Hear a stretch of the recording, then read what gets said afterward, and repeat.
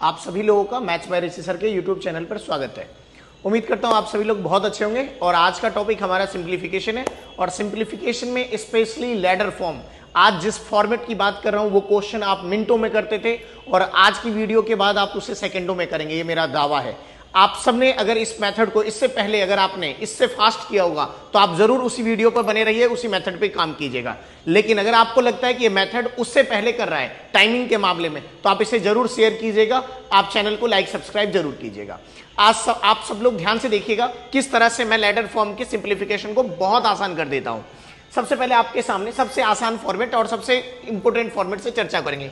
यहां से हम क्वेश्चन को सीखेंगे कि हम कैसे सॉल्व करते हैं। लेकिन अब धीरे धीरे ये क्वेश्चन क्या हो जाएगा, केवल यही क्वेश्चन मैं नहीं कराने वाला हूं। मैं आपको दावे के साथ कहता हूं कि अगर आपने इस तरह के क्वेश्चंस किए होंगे पहले, अब आप देखिए ध्यान से, अगर आप उस फॉर्मेट को ध्यान से सीखेंगे तो ये क्वेश्चन विदाउट पेन करेंगे, डायरेक्टली कर देंगे। लेकिन अगर आपका लॉजिक अच्छा नहीं होगा ना, तो आप इस क्वेश्चन में 101% फंसेंगे। ये आप क्रॉस चेक जरूर कर सकते हैं। आप खुद से ट्राई करिए, वीडियो देखने से पहले खुद से ट्राई करके जरूर देख लीजिए, आप इस क्वेश्चन में जरूर फंसेंगे। इसलिए मैं कह रहा हूं आप चीजों को सीखिए। आइए सेकंडों में इस तरह के फॉर्मेशन को कैसे हम डील करते हैं, बहुत सिंपल सी बातें कहता हूं। मैं पहली पॉइंट जो चर्चा करता हूं उसे सुनिएगा। हम सब जानते हैं बाबू कि अगर 1 से इंटू करते हैं तो फर्क नहीं पड़ता है, तो ये सारे 1 है, तो कुछ मत करो, काउंटिंग कर लो कितनी बार है ये। मिक्स्ड फ्रैक्शन देखो कितनी बार है ये, 1 2 3 4 और 5, यानी कि हमें 5 स्टेप में ये क्वेश्चन सॉल्व करना है। ये काउंटिंग हो गई, कहानी खत्म। अब देखिए मैं क्या कर रहा हूं, यहां से स्टार्ट करना, यानी कि नीचे से ऊपर की तरफ हम कैलकुलेशन करते हैं। तो मैं नीचे वाले 5 को लेता हूं और 5 से स्टार्ट करते हुए मैं 5 स्टेप लिख रहा हूं। कितने स्टेप, 5। कैसे किया, 1 2 3 4 5। प्लस है तो प्लस करेंगे, माइनस है तो माइनस करेंगे। ये देखिए 1 2 3 4 और 5। उम्मीद करता हूं स्टेप समझ में आया होगा। अब आप ध्यान से देखिए कर क्या रहा हूं मैं। 5 स्टेप जो अप्लाई करूंगा, ये वाला जो +3 है यहां पर, ये वाला प्लस भी हो सकता है और माइनस भी हो सकता है। ये वाला +3 यहां पर लेगा। क्या करते थे हम, 5 + 3 करते थे ना, 1 5 जा 5 ही होता था। तो अब यही स्टेप नीचे से स्टार्ट किया, 5 + 3 कितना हुआ, 8। क्योंकि आगे सारे सिंबल प्लस है, तो 2 पीछे वाले को जोड़कर, प्लस है तो प्लस, माइनस है तो माइनस, 2 पीछे वाले को जोड़कर अगले वाले में फिल कर दीजिए। तो 8 और 5 कितना हो गया, 13। 2 पीछे वाले को जोड़ेंगे तो 13 और 8 कितना हो जाएगा, 21। 2 पीछे वाले को जोड़ना है और अगला फिल करना है। 21 और 13 कितना हो गया, 34। 2 पीछे वाले को जोड़ेंगे तो कितना बचा, 55। ये आपका न्यूमरेटर है, ये आपका डिनोमिनेटर है। मेरा आंसर आ चुका है, यानी कि मेरा आंसर 55 ओवर कितना बचा, 34। न्यूमरेटर और डिनोमिनेटर को लिखता हूं 55/34 मेरा आंसर है। मैं उम्मीद करता हूं समझ में आया होगा। स्टेप्स कैसे लिखने ये समझ में आना चाहिए, स्टेप कितने होंगे ये समझ में आना चाहिए। एक और क्वेश्चन कराता हूं, बहुत ध्यान से देखिएगा। अगला क्वेश्चन इस बार माइनस है आपके सामने। स्टेप तो बहुत सिंपल सीख लिया हमने, 1 2 3 4 5 स्टेप है, राइट ना, ध्यान रखना है। 5 स्टेप। स्टार्ट किससे करते हैं हम, स्टार्ट हमेशा नीचे से करते हैं, यानी कि 17 से। 17 को लिखा, 5 स्टेप, 1 2 3 4 और 5। ये वाला पहला वाला, ये बाबू माइनस का 7 है, माइनस का 8 है, सॉरी, -8 यहां लगाइए। अब पीछे 2 को माइनस करना पड़ेगा क्योंकि सब माइनस में है। तो अब आप बताइए क्या करेंगे, 17 में से 8 जाएगा तो 9, इसके बाद पीछे के माइनस करने हैं, तो 9 - 17 कितना होगा, -8। उम्मीद करता हूं समझ में आया होगा। अब इससे पीछे वाले को माइनस करेंगे तो -8 - 9 -17 होगा। उम्मीद करता हूं समझ में आया होगा। इसमें से इसे माइनस करेंगे तो -17 माइनस ऑफ -8 +8 हो जाएगा। 8 में से 17 जाएगा, माइनस का 9। फिर आगे इसमें से इसे माइनस करेंगे क्योंकि सारे सिंबल माइनस में है। जब माइनस में होगा तो माइनस करेंगे, प्लस में होगा तो प्लस करेंगे।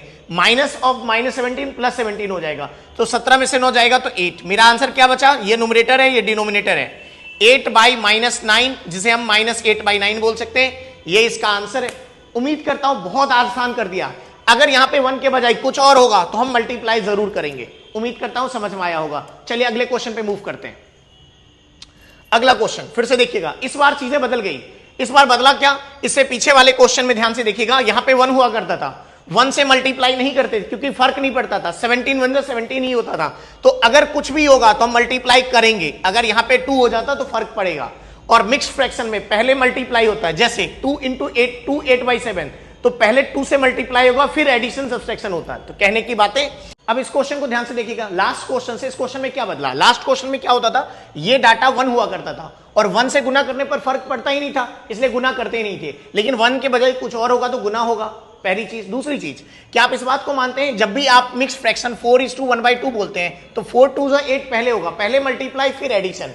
तो कहने का मतलब पहले मल्टीप्लाई होगा फिर एडिशन होगा, तो ये बात भी ध्यान रखनी है, ये 2 स्टेप ध्यान रखने। अब आइए इस प्रोसेस स्टार्ट करते हैं। अब आप बताइए ध्यान से, बहुत सिंपल सी बात है, आपसे पूछ रहा हूं, क्या आप इस क्वेश्चन को देखने के बाद ये तो कह ही सकते हो ना कम से कम कि ये वाला डाटा जो ये डाटा जिस पे मैंने घेरा है ये 1 में, पूरे फंक्शन के 1 में, तो जो इसका आंसर आएगा वो पलट देंगे हम, राइट ना। ध्यान से सुनिएगा, जो भी इसका आंसर, क्योंकि पूरा फंक्शन 1 है, तो जो भी इसका आंसर आएगा पलट देंगे, राइट। उम्मीद करता हूं स्टेप समझ में आएगा। अब आइए स्टेप काउंट कर लेते हैं, 1 2 3, 3 स्टेप में सॉल्व होगा। स्टार्ट कहां से करते हैं, नीचे से, यानी कि हम 2 से स्टार्ट करने वाले हैं और 3 स्टेप 1 2 और 3, आपका आंसर आ जाएगा, ठीक है ना। अब आइए मल्टीप्लाई किन किन से होना है, 4 3 5, यानी कि पहले 4 से फिर 3 से और फिर आपका 5 से मल्टीप्लाई है, ये सारे प्लस में है, यानी कि पीछे वाले टर्म को प्लस किया जाएगा। अब आप भी मानते हैं कि ये वाला +1 यहां पे होता है तो यहां पे लिख दिया। अब आइए इस प्रोसेस स्टार्ट करते हैं, पहले मल्टीप्लाई फिर ऐड करके बोलिएगा। 2 4 जा 8 + 1 9 हो गया। लास्ट 2 को ऐड करते थे लेकिन पहले मल्टीप्लाई, 9 × 3 27 + 2 29, उम्मीद है समझ में आया होगा। इसके बाद 29 × 5 145 और 9 जोड़ेंगे तो 154 हो गया, ये आपका आंसर आया। यानी कि इस फंक्शन का आंसर आया, ये न्यूमरेटर ये डिनोमिनेटर 154/29। उम्मीद करता हूं समझ में आया होगा। लेकिन ये 1 है इसलिए इस पूरे का आंसर इसे पलट देंगे 29/154।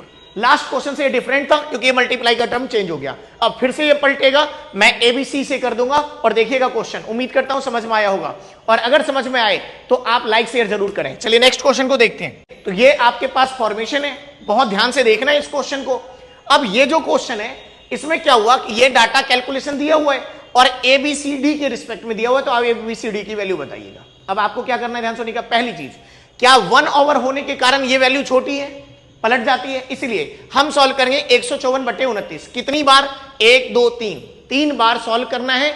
154 को डिवाइड करना है 29 से। आइए 154 को मैं डिवाइड कर रहा हूं आपके सामने 29 से। स्टेप याद रखिएगा, 1 2 और 3। आप अपने आंसर्स तक ध्यान से देखिएगा, 3 बार याद होगा। आप लोग SCF निकालते थे, उसी तरीके को मैं यहां पे यूज करता हूं, राइट ना। मैं ऊपर से नीचे जा रहा हूं, अब देखिएगा ध्यान से। 29 × 5 145 हो गया, राइट ना। क्या बचा, 9। इसके बाद लास्ट जो डिवाइड किया था उसे कॉपी कर लीजिए। कितनी बार करना है डिवाइड, 3 बार। 1 हो गया, 2 बार और करने हैं। लास्ट डिवाइजर 29 था, 9 से कितनी बार, 3 27। क्या बचा बाबू, 2। 1 बार और डिवाइड करना है। लास्ट डिवाइजर 9 है, 9 को कॉपी कर लीजिए। 2 4 जा क्या हुआ, 8 डिवाइड हो गया, कहानी खत्म है। अब आइए ABC कैसे निकालते हैं वो सीखिए। ये वैल्यू आपकी A हो गई, ये वैल्यू B हो गई, ये वैल्यू C हो गई, और ये आपकी जो वैल्यू है ये वाली, ये आपकी D हो गई, और ये ऊपर में होगा, ये देखिए ये ऊपर में 1। तो कहने का मतलब ये A की वैल्यू कितनी आ गई, A की वैल्यू आ गई बाबू आपकी, A की वैल्यू आ गई 5, B की वैल्यू कितनी आ गई 3, C की वैल्यू क्या आ गई 4, और D की वैल्यू मैंने इसे कहा है, D की वैल्यू कितनी है 2, राइट ना। लेकिन अगर इसमें से कोई टर्म 1 के बजाय कुछ और होगा, प्रोसेस चेंज होगा। अगले एग्जांपल में देखते हैं। मैं उम्मीद करता हूं समझ में आया होगा।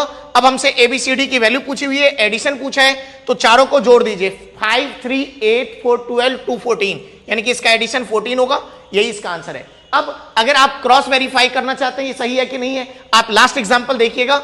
लास्ट एग्जांपल जो मैंने आपको कराया था 5 3 4 2, ये कैलकुलेशन था, यानी कि आंसर ये 101% सही आंसर है। उम्मीद करता हूं आपको समझ में आया होगा। लेकिन लास्ट क्वेश्चन में ये जो है, अगले क्वेश्चन में ये बदल दूंगा, ध्यान से देखिएगा और सीखिएगा। ये बात ध्यान रखनी है, कितनी बार करना है ये यहीं से पता लग जाता है। अगला क्वेश्चन क्या हुआ, इससे पिछले क्वेश्चन में ये 1 हुआ करता था, ये 1 के बजाय अब पलट दिया गया है। अब पलटने के बाद फिर से देखिएगा इसका क्या इंपैक्ट होता है वो सीखिएगा।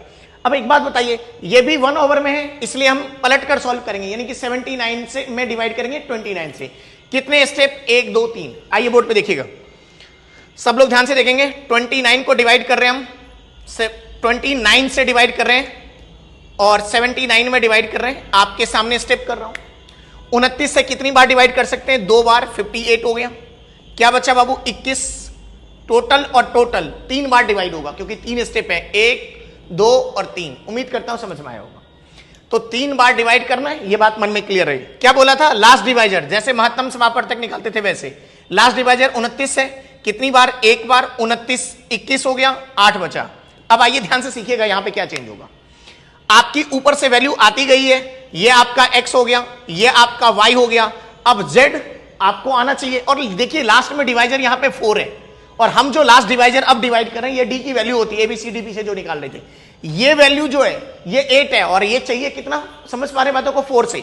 तो क्या करें? 8 को किससे डिवाइड कर दें? 2 से। तो यहां पर 8 की बजाय 4 लेना है, क्योंकि ये नीचे 4 है।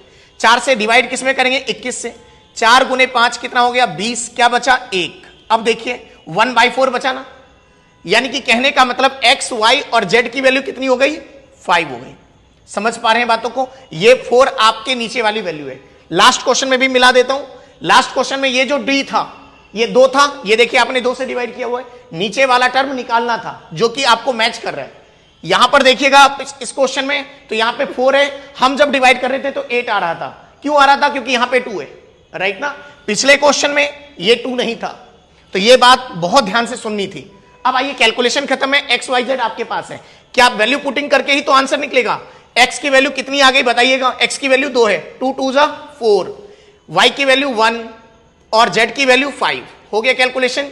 4 + 3 7 - 5, आंसर क्या होगा? 2। मैं उम्मीद करता हूं आपने इसके सारे फंक्शन सीखे होंगे और इस पर आप लोग प्रैक्टिस करेंगे। अगर आपको वीडियो पसंद आई हो तो लाइक शेयर सब्सक्राइब जरूर करें। Thank you so much.